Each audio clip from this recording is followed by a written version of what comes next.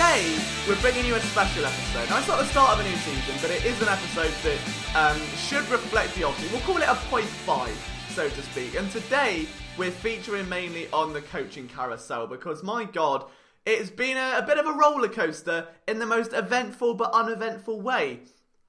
Start of the off-season, I should say, comes around. Eagles lose to the Seahawks. Howie Roseman meets with the media and basically says it was a disappointment, they let themselves down, blah, blah, blah, blah. And within about a week of that, suddenly coaching holes start appearing. And it went from a day after that press conference where Doug Peterson was like, nope, not me, baby. Mike Grohl, Carson Wentz, best friends for life, they're staying right. They went a day after. So that was good. On the other side of the ball, Corey Undlin got a promotion and then Philip Daniels got fired.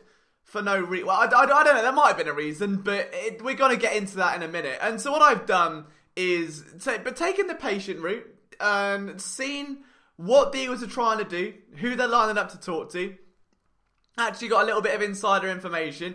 We're back here, alright, I don't release stuff very often, as you know. I tend to stay away from the per source, anonymous source stuff, because normally the source can have an agenda and they can put stuff out, and you can look a bit silly if it's wrong, and I don't really like that, so I don't do that. I much rather give my opinion on stories, but I do have a bit of information. I do want to share that with you with regards to who are coaches that the Eagles have hired. It hasn't been announced yet. It's been heavily rumoured, but it has happened, and we'll touch on that a bit later. If it doesn't happen now, this is what I mean, and this is why I'll never try and break stories, but I've done a couple. We're moving on, alright, we'll talk about it. But let's start from, I guess, the first domino to fall.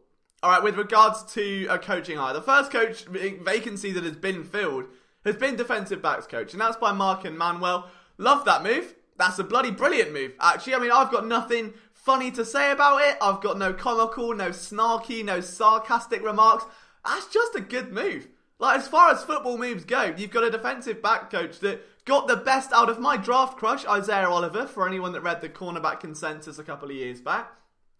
Someone that has really helped mould Keanu Neal into one of the best safeties in the league. I don't think that's an understatement anymore. And more importantly, someone that, more than anything, gives that fire. Like, you see him on Mic'd Up. You see him in the mini camp videos and the training camp videos. He's a fiery guy. I've broken it down in a video before. I'll probably break it down in a million more. But he gets in your faces. He knows what the defensive backs need. And when you look at the core of this Eagles group, when you've got Rasul Douglas who struggles to see the field, you've got an inconsistent corner in Sidney Jones that does have elite potential, Captain Cravon who's Captain Cravon, and then Craig James, you see where you need that need for development. And I think we can make the argument right now that Undlin maybe didn't develop the defensive backs as much as he could have. Like, Jalen Mills, I said in that video before, came in pretty much as a starter out of the 7th round. He took over an injured Laerdus McKelvin and never really looked back. And all that changed in the space of year 1 to year 4 was that he got a bit more patient,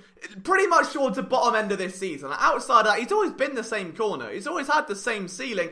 Maybe he reached it, like 2 years in. Maybe he reached it in that Super Bowl season, and that's fine. That's who Jalen Mills is. There shouldn't be an expectation on him to be an all-pro.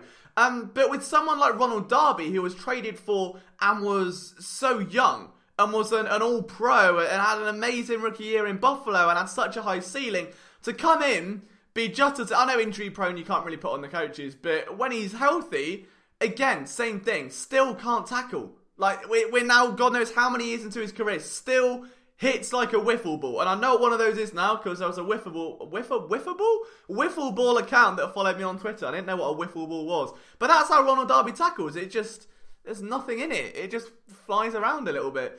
So I don't mind that. I think the Mark and Manuel move is really good. And it gave me an unsettling sense of confidence that the Eagles are going to then go on and replicate that. That they're going to go on and do better. That, do you know what? This is the reason why they've got 4 coaches. Why every other team in the league, why the Giants, why the Panthers, why the Vikings, why the Broncos are all making these really important, really eyebrow-raising moves, and the Eagles are staying put. They're not even bothering. Like, it's either they're looking for Super Bowl coaches, or they're doing really extensive interviews. There's something deeper. Like, the Mark and Manuel signing for me was a statement of that. And then I was wrong, because I got told by a little birdie that the Philadelphia Eagles are replacing Philip Daniels at defensive line coach with And I would do a drum roll, but it's going to shake the tripod. So if you can hear it, great. If not, don't worry. Matt Burke. And again, that's been heavily rumoured for a while. But as far as I'm aware, that's already in motion. Like, that's done. They're just waiting until next weekend to announce all the moves together. So the idea is that they go a batch of them. You have all the staff moves. I think they did it last year as well. Like, it makes sense to group them all together. I get that. What doesn't make sense to me is that move, if that's the case. Now, again, it's been heavily rumoured. There have been a couple of people that have come out and said it. From someone a lot closer to that situation has basically reassured me that's the case. I don't know how I feel about it. Main reason because it just reeks of the power that Jim Schwartz has that was being complained about previously, right? And if you're Philip Daniels in this instance and you have been fired and you walk away, it's very much the guy she told you not to worry about thing. Like, you come on, you get promoted to replace Philip Wilson, you do a good job, you lose Chris Long and Michael Bennett, doesn't matter, you hold your own, you get the best out of someone like Brandon Graham, you get a very solid performance from Fletcher Cox considering he's coming off injury. You're left with developmental prospects, and he does okay, alright? Considering they lost Ridgway and Jernigan and Malik Jackson by about week 8, Jackson had gone in week 1. I think Ridgway was about week 8 and Jernigan week 4 off the top of my head. He did okay, right? If we're going to talk coaching staffs, he was certainly not the weakest link on it by any stretch of the imagination. So he comes in, takes over that role, performs admirably, gets fired, and he's replaced with a guy that was hired in January last year as a defensive assistant to Jim Schwartz. And it just so happens that Matt Burke, in pretty much every stint of his entire career, had followed Jim Schwartz. He'd worked with him in Tennessee. He'd worked with him in Detroit. This is the 3rd time he will now work under Jim Schwartz. And I know there are points we can look at here and say, hey, yeah, he got the best out of guys like Stephen Tulloch during his time in Detroit. That's brilliant. But then you look at what happened when he was given a defensive coordinator role in Miami, and boy, oh boy, was it a mess. It was an absolute disgrace. I don't know what happened to that defense, if I'm honest. The biggest thing that stuck out to me watching tape that year was that they didn't really know what to do with Minkah Fitzpatrick. He was just sort of allowed to roam everywhere, which is worrying considering how the Eagles wanted to, bring him in. It's also worrying he's never coached that position in his life directly. Normally you look for a former, if it's a DB coach, a former DB. If it's a former receivers coach, a former receiver, If you're looking at a quarterbacks coach, you want a former signal caller. He hasn't done that.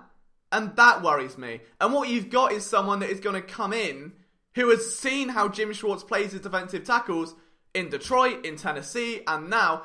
I get it. I understand that logic in that he understands what the defensive line are going to need from him and what he needs from them. But on the inverse of that, there's nothing new. Like, that's going to be situation normal. Nothing changes. The idea is if you're going out with the old, in with the new, you're going out with the old, in with the new, not out with the old, in with the old. It doesn't work like that. So that's got me a bit concerned. If that's the case, I'm not the biggest fan of that. And it does feel a little bit like nepotism in the way that he's been brought in as a defensive assistant, and the first vacancy that opens up, he's just been shoved onto the defensive line, given a positional coach role. I don't like it. And again, I had someone comment on a YouTube video recently saying that basically that anything the Eagles did, I would come in and be like, oh, this guy's an amazing coach, he's brilliant, he's amazing. Like, nah, not at all. The one thing I've always done with this podcast, with YouTube, with articles, I've been 100% down the middle. Like, there's no agenda here. Like, I'm my own boss, alright? No one's going to tell me off if I'm a little bit too, although I probably should. And there's no one saying, hey, Liam, you got to be nicer about this, man. You got to be harsher on him. Like, I just tell it how it is. And that's, I think, the authentic thing about PSN. So I'm not a fan of the move. If that is the case, which it certainly seems to be, I don't like it. Obviously, we can't judge it before it's happened. It's probably way too premature to say, hey, that's a bad hire. However, I did say Ronald Darby was a bad signing, and I wasn't wrong on that one. So, don't know. Like, if we get to the end of next year, and Fletcher Cox rebounds for 10 sacks, and BG has a mirror season, Josh Sweat takes a step forward, we see Malik Jackson take a jump, we see Timmy Jernigan maybe stay, who knows, or Hassan Ridgway take a jump, someone that I was really high on, then fine. I'll sit here, hold my hands up and say, do you know what? I was wrong. But I don't like that move on the surface. It stinks. that Philip Daniels, someone that I think, helped teach Derek Barnett a spin move, was respected by his players, was essentially thrown to the curb for a Jim Schwartz disciple. Like, it's just throwing him out for a Jim Schwartz guy. That feels a bit too reminiscent of the whole Chip Kelly guy thing. And given the reports earlier in the year when they were saying that Jim Schwartz didn't want Jamie Collins and wanted Zach Brown, so Howie Roseman got him. Like, I don't know, something just isn't sitting right with me about that move. But interestingly though, we're going to move on from that onto the last two spots, the wide receiver coach, offensive coordinator, and one name that is being named at the moment that's only come out recently is Anthony Moreland, someone that is a coach down at Vanderbilt. So basically Jordan Matthews' tenure is happening again, alright, we know that much. J-Matt's coming back for a fourth rodeo with the team. But this move is a tricky one, because obviously it's a college position, not a lot of people know who he is, and interestingly, I'll just go through what I've got written here. So I wrote an article earlier today, and I don't like recycling content, but if you haven't read it, I know only 200 of you have, alright? Okay, I can see the numbers, alright? I'm not silly. I'm not silly. I just want to read out a couple of stats from this, because it is quite relevant. So for context, he also coached at Texas A&M, and he coached at Auburn as well, alright? So from 2019 to 2013, he's worked with 3 teams as a wide receivers coach, and here are the numbers. So Kalijah Lipscomb, 2019, 511 yards, 4 touchdowns, 10 games. 2018, he had 916 yards, 9 touchdowns in 13 games. So 3 more games, probably way more production, if we're being honest. So it is what it is. Christian Kirk, though, had 3 seasons where he had at least 900 yards, 10, 9, and 7 touchdowns in each one. That's a very good run. And Sammy Coates had 700 yards and 900 yards and a combined 11 touchdowns in 26 games. That was quick maths. I'm very impressed. I like that. That's production from number 1 wideouts. It shows consistency for sure. Although Sammy Coates tailed off a bit in 2014, but is what it is, I suppose. It's a relatively impressive track record. But the big link to note here, and it is a big link, is that as a wide receiver, he used to play for the Indianapolis Colts. He was an undrafted free agent from 2003 to 2007. Won a Super Bowl under... Drum roll again. Assistant head coach Jim Caldwell, who is also a candidate for the Eagles offensive coordinator. You see where I'm going with this, right? You see where I'm going with it. So, I like the link. If the Eagles are going to bring in Jim Caldwell, it might be that they've gone, hey, you know what? What we're going to do actually is you can bring in a wide receiver coach. So, hey, you're coordinating the offense, go get your guy. Let's get a total bunch of fresh ideas in here. And I like that. If that's the case, I like that link, that symmetry between the two. You've already got a green link in terms of chemistry there. I rate that. I think that's really, really good.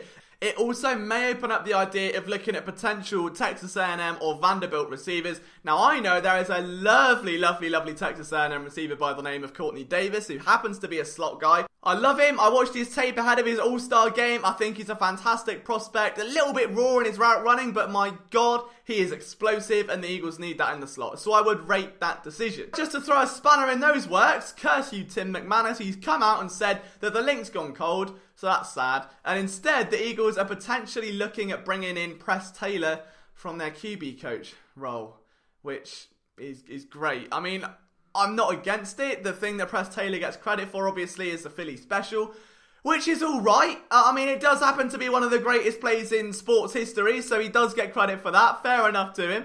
But as a quarterback coach, we know he's got the respect and admiration of Carson Wentz, according to Mr. McManus, which I assume he would. It's not going to like Carson's going to come out and go, yeah, he's shit and my footwork's awful.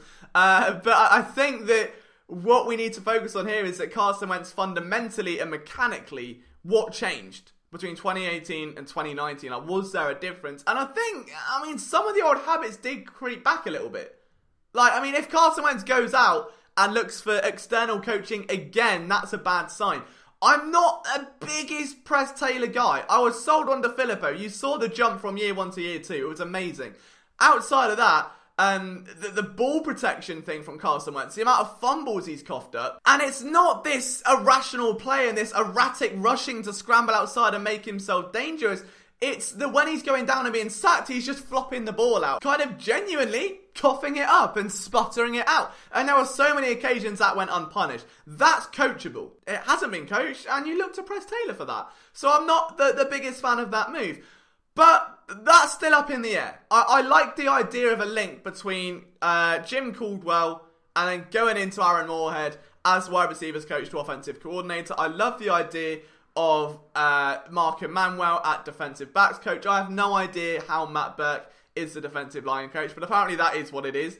And hopefully that's just giving you guys a bit of an update as to what is happening on this coaching staff and my opinions on it. If you're on YouTube, hello. First of all, if you're on YouTube, you're noticing my head looks probably a little bit different right now, and it's not a dodgy haircut. I've got a tripod, yeah? I used to line the camera up on a stack of 6 post-it notes. Not actual notes, like stacks of them. Like I'll show you, right? Like one of these. If you're not on YouTube, don't worry, ASMR time. Look at that, post-it note ASMR for you.